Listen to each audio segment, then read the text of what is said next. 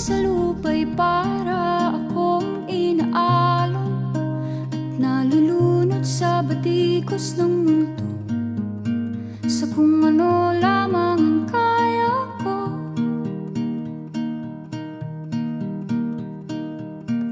Bigang-biga na sa mga problemang di masolusyonan agad, parang wala nang bukas.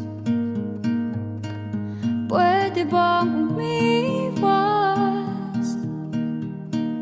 Hinahanap ang sarili, ngunit di nakakayanan sa ligaw na dinadaanan ko.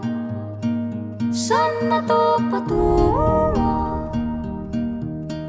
Saan ako patungo?